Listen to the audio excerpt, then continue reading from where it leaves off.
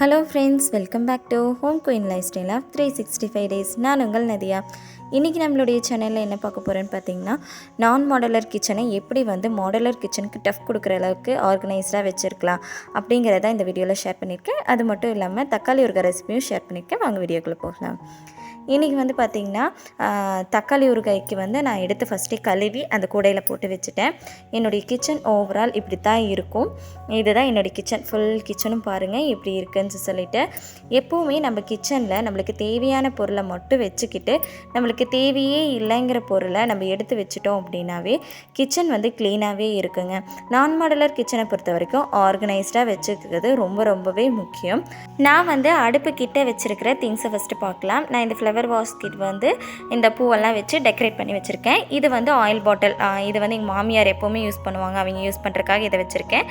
இது நான்வெஜ் எல்லாம் செஞ்சோம் அப்படின்னா ரொம்பவே கவுச்சி ஸ்மெல் அடிக்கும். அதுக்கு நான் சாம்பிராணி பற்ற வைப்பேன். அதனால் இதையும் கிச்சனில் இந்த கவுண்டர் டாப்பில் மேலே வச்சுருக்கேன்.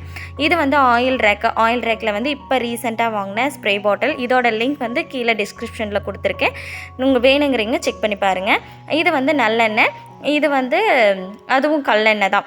இது 2 ஜாடி பக்கத்துலேயே வச்சுருக்கேன். ஒன்று உப்பு ஜாடி, இன்னொன்று மிளகா போட்டு வச்சுருக்கேன். காம்பெல்லாம் கிள்ளி மிளகா போட்டு வச்சுருக்கேன். அப்படின்னா நம்ம சமைக்கும் போது ரொம்பவே ஈஸியாக இருக்கும். அதுக்கு பக்கத்துலேயே பிளாஸ்டிக் ரேக் வச்சுருக்கேன். இதில் மேலே ஃபுல்லாக ஸ்பைசஸ்ஸு, அப்புறம் டீ தூள், காப்பி தூள், அப்புறம் சர்க்கரை இதெல்லாமே வச்சுருக்கேன். எல்லாத்துலேயுமே ஸ்டிக்கர் ஒட்டியிருப்பேங்க. அதுக்கப்புறம் நான் நைஃப் எல்லாமே வைக்கிறதுக்கு, நைஃப், கத்திரி இதெல்லாமே வைக்கிறதுக்காக ஒரு பிளாஸ்டிக்கில் ஒரு ஸ்டாண்ட் மாதிரி இருக்குது. அதை வாங்கி வச்சுருக்கேன். 2 ஜாடி இருக்குது. ஒன்று சால்ட்டு, இன்னொன்றில் புளி இருக்குது. அதுக்கப்புறம் நெய் டப்பா, அப்புறம் பெருங்காயத்தூள் டப்பா. இதெல்லாம் தான் நான் அடுப்புக்கிட்ட வச்சுருக்கிற திங்ஸ். அதுக்கப்புறமா இடிகள் நம்ம இஞ்சி பூண்டு பேஸ்ட்டு இடிக்கிறதுக்கு, சும்மா பூண்டு தட்டி போட்டு வேணுனாலும் அது வேணும் இல்லைங்களா, அதனால் இடிகள் வச்சுருக்கேன். அதுக்கப்புறம் நம்ம உட்டன் கட்ரு. இது பார்த்திங்கன்னா, இது ஃபஸ்ட்டு நான் எடுத்தது உங்கள் எல்லாத்துக்கும் தெரியும், சாப்பரு. இது பார்த்திங்கன்னா ஒரு சின்ன ஸ்டாண்டு. நம்ம அடுப்பில் சின்னதாக ஒரு பாத்திரம் வச்சு நம்ம சூடு பண்ணணும், குக் பண்ணணும் அப்படிங்கும்போது நம்மளுக்கு இது ரொம்பவே ஹெல்ப் பண்ணும். இது ஸ்டார்டிங்கில் நான் கல்யாணமாகி வந்த புதுசுலேருந்து எங்கள் மாமியார் வச்சுருக்காங்க. அது இப்போ உடஞ்சி போச்சுன்னு சொல்லிட்டு இதை நான் புதுசு மாற்றிருக்கேன். அது பக்கத்துலேயே நான் ஒரு குடம் வச்சுருக்கேன். நல்ல தண்ணி நாங்கள் பிடிச்சிப்போம். இங்கே பைப்பில் வரும். அந்த தண்ணி தான் ஒரு குடத்தில் ஃபில் பண்ணி எப்போவுமே இங்கே வச்சுருப்பேன். இது நியூ கெட்டில்டு நான் காட்டியிருக்கவே மாட்டேன் எங்கேயுமே. அந்த கெட்டில் இது தான். அதுக்கப்புறம் மிக்ஸி பக்கத்துலேயே மிக்ஸி ஜார் ஐட்டம் எல்லாமே வச்சுருக்கேன். அது எங்கே அப்படின்னு சொல்லி நம்ம தேடவே வேண்டியதில்லை பார்த்தீங்களா, அந்த மாதிரி வச்சுருக்கேன். சின்ன பொருளெல்லாம், பாத்திரம் எல்லாமே அப்படியே லைனாக அடுக்கி வச்சுக்கலாம். அந்த டம்ளர் சொம்பு எல்லாமே ஒரு லைனாக வச்சுருக்கேன். இந்த டப்பாலாம் பாருங்கள், இதில் மொத்தமாக ஒரு 36 டப்பாங்க இருக்குது. எல்லாமே சில்வர் டப்பாங்க தான், பிளாஸ்டிக் கிடையாது. மேலே நிறையா பொருள் போட்டு வைக்கிறது, மாவு ஐட்டம், அப்புறம் சர்க்கரை இதெல்லாம் தான் மேலே வச்சுருக்கேன். அதே போல் இந்த கடலை, முந்திரி அதுங்களையும் நான் மேலே வச்சுருக்கேன். ஏன்னு பார்த்திங்கன்னா, கடலை, முந்திரி எல்லாம் கீழே வச்சோம் அப்படின்னா நம்ம குட்டீஸுங்க கம்முனே இருக்க மாட்டாங்க, எடுத்து சாப்பிட்ருவாங்க. அப்புறம் கடலை முடிஞ்சு போச்சு, முந்திரி முடிஞ்சு போச்சுன்னு நம்ம கம்ப்ளைண்ட் பண்ணிகிட்டு இருக்க வேண்டியதாக இருக்கும். அதனால் அதையும் எட்டாவது தூரத்தில் ரொம்பவே உயரமாக மேலே வச்சுட்டேன். எப்போவுமேங்க ஒரு பொருளுக்குள்ளே இன்னொரு பொருளை போட்டு அடுக்கி வச்சுட்டோம் அப்படின்னா தான் ஆர்கனைஸ்டாக, நீட்டாக, அழகாக இருக்கும் பார்க்குறதுக்கு. நம்ம நான் மாடலர் கிச்சன் அப்படிங்கும் போது நம்ம ஒரு வடைச்சட்டியாக இருக்குது, ஒரு குண்டா இருக்குது அப்படின்னா அந்த பாத்திரத்தை போட்டு வச்சோம் அப்படின்னா மட்டும்தான் ஆர்கனைஸ்டாக, நீட்டாகவே இருக்கும். அந்த மாதிரி நம்ம பண்ணணும் அப்படின்னா நம்ம கிச்சன் எப்போவுமே நீட்டாக, அழகாக மெயின்டைன் பண்ணலாம்.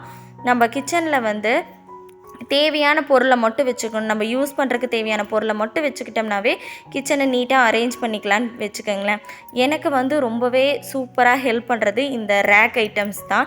இதில் தான் நான் கரண்டி, ஸ்பூனு, அதுக்கப்புறம் பேக்கிங் ஐட்டத்துக்கு தேவையான ஒரு சில திங்ஸு, அதுக்கப்புறம் இந்த முறுக்கு பொடி இது எல்லாமே இந்த ரேக்கில் தான் ஒவ்வொன்றுன்னு சொல்லி வச்சுருக்கேன். இந்த மினி இட்லி தட்டு எல்லாமே இதில் தான் வச்சுருக்கேன். இது எனக்கு ரொம்பவே யூஸ்ஃபுல்லாக இருக்குது. இதுவுமே நான் ஃப்ளிப்கார்ட்டில் தான் வாங்கினேன்னு நினைக்கிறேன். நான் இதை வாங்கி கிட்டத்தட்ட ஒரு 3 இயர்ஸ்க்கு மேலே ஆயிடுச்சு.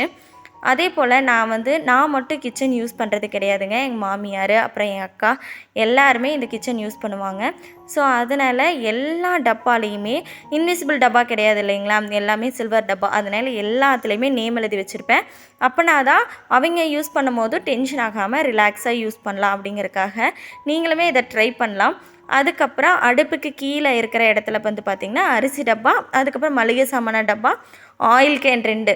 எப்போவுமே நாங்கள் கோல்டு வின்னரும் யூஸ் பண்ணுவோம், அப்புறம் கணபதி ஆயில் 2மே யூஸ் பண்ணுவோம். அதனால் 2யுமே வாங்கி வச்சுருக்கேன். அதுக்கப்புறம் வந்து நாங்கள் ஆட்டாங்கல் வாங்கி வச்சுருக்கோம். ஆட்டாங்கல் ஆரம்பத்துலேருந்தே இருக்குது. இந்த இடம் பார்த்திங்கன்னா கிரைண்டருக்காகனே நாங்கள் செஞ்சது. அதில் வந்து கிரைண்டரை வச்சுட்டு அதுக்கு பக்கத்துலேயே வந்து இந்த சின்ன சின்ன வாட்டர் கேன்ஸ் எல்லாமே வச்சுருக்கோம். குழந்தைங்க யூஸ் பண்ணுறது, பெரியவங்க யூஸ் பண்ணுறது, எல்லா வாட்டர் கேனையும் சேர்த்துனாவே அந்த இடம் ஃபுல்லாகிடுச்சு. அதுக்கு மட்டும் ஒரு ட்ரே மாதிரி ஏதாவது வாங்கிடலாம் அப்படின்னு சொல்லி யோசிச்சுட்ருக்கேன். வாங்கினேன் அப்படின்னா கண்டிப்பாக நான் வீடியோவில் ஷேர் பண்ணிடுறேன். இன்றைக்கி நைட் டின்னருக்கு வந்து ஊறுகாய் செஞ்சிடலாம், தக்காளி ஊறுகாய். ஒரு ரெசிபி வந்து நான் ஷார்ட்ஸில் போட்டிருந்தப்போ ஒரு சிஸ்டர் கேட்டிருந்தீங்க ஊறுகாய் வந்து ரெசிபி போடுங்க அப்படின்னு சொல்லிட்டு. அதனால் ஊறுகாய் செய்கிறதுனால எப்போவுமே தக்காளி ஊறுகாய்க்கு சப்பாத்தி ரொம்பவே சூப்பரான காம்பினேஷனாக இருக்கும். எனக்கு ரொம்பவே பிடிக்கும். அதனால் சரின்னு மாவு பிசைஞ்சு வச்சுட்டு அதுக்கப்புறமா தக்காளி நான் வாஷ் பண்ணி வச்சுருந்தேன் பார்த்திங்களா, ஒரு ட்ரை கிளாத் எடுத்து நல்லா அதை ஃபஸ்ட்டு நம்ம தொடச்சி எடுத்துக்கலாம். அதை நல்லா வந்து ஒரு சொட்டு தண்ணி இல்லாமல் எல்லாத்தையுமே நீட்டாக தொடச்சி எடுத்துட்டோம் அப்படின்னா தான் நம்ம வந்து மிக்ஸி ஜாரில் போட்டு அரைச்சி வச்சு நம்ம ஊறுகாய் செஞ்சு வச்சிட்டோம்னா ரொம்ப நாளுக்கு அது கெட்டு போகாது. கிட்டத்தட்ட ஒரு 2 நாள் நம்ம வெளியே வச்சுருக்கலாம், பிரச்சனையே இல்லை அதில் தண்ணி இருக்குது, நம்ம தண்ணி ஊற்றிட்டோம் அப்படிங்கிற பட்சத்துக்கு வந்து ஒரே நாளில் கெட்டு போயிடும். அப்புறம் நம்ம போட்ட எஃபர்ட்டு ஃபுல்லாமே வேஸ்ட்டாக போயிடும். அதனால் வந்து ஃபுல்லாக ட்ரையாக நல்லாவே தொடச்சி எடுத்துக்கோங்க, ஒரு சொட்டு தண்ணி இல்லாமல். இது ஃபுல்லாக நல்லா தொடச்சி எடுத்துக்கலாம். இப்போ வந்து ஊறுகாய் செய்கிறதுக்கு என்னென்ன தேவை அப்படிங்கிறத ஃபஸ்ட்டு பார்த்துக்கலாம். ஒரு 15லேருந்து 20 தக்காளி, நல்லா பழுத்த தக்காளியாக எடுத்திருக்கேன். அதோட நான் 2 கட்டி பூண்டை வந்து தொளிச்சு உரித்து கழுவி வந்து கட் பண்ணி வச்சுருக்கேன்.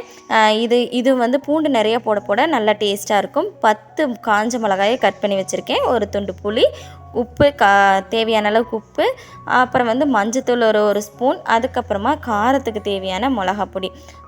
நம்ம ஃப்ளேவருக்கோசரம் தான் நம்ம வந்து மிளகா போடுறோம்.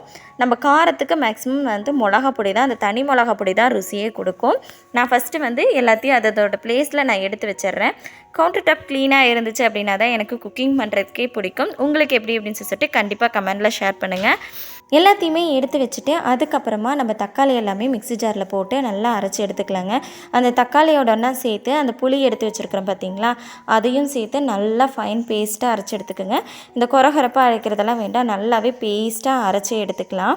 இந்த தக்காளி ஊறுகாய் செய்கிறதுக்கு ரொம்பவே பொறுமை தேவைங்க. பொறுமை இருந்துச்சுன்னா மட்டும் போதும். ஏன்னா ரொம்ப நேரம் கிளறி விட வேண்டியதாக இருக்கும். அது ஒன்று தானே தவிர மற்றபடி வேறு ஒன்றுமே கிடையாது. தக்காளி விலை கம்மியாக இருக்கும் போது இந்த ரெசிப்பியை செஞ்சு வச்சுட்டோம் அப்படின்னா பிரச்சனையே இல்லைங்க. கிட்டத்தட்ட 1 மந்த் வரைக்கும் கூட வச்சு ஃப்ரிட்ஜில் ஸ்டோர் பண்ணி வச்சு யூஸ் பண்ணிக்கலாம். தக்காளியை வந்து நல்லா ஃபைன் பேஸ்ட்டாக அரைச்சி எடுத்துட்டேன். இப்போ வந்து ஒரு அகலமான கடாயோ ஏதாவது ஒன்று எடுத்துக்கோங்க. நான் இட்லி பூசி எடுத்து அடுப்பில் வச்சுருக்கேன். இதில் வந்து நிறைய தாராளமாக எண்ணெய் ஊற்றி, எண்ணெய் நல்லா காஞ்சதையும் கடுகு கடலப்பருப்பு போட்டுக்கோங்க. அது நல்லா பொரிஞ்சதுக்கப்புறமா நம்ம கட் பண்ணி வச்சுருக்கிற பூண்டு, அதோடனா கருவேப்பிலை போட்டு நல்லா வதக்கி விடுங்க.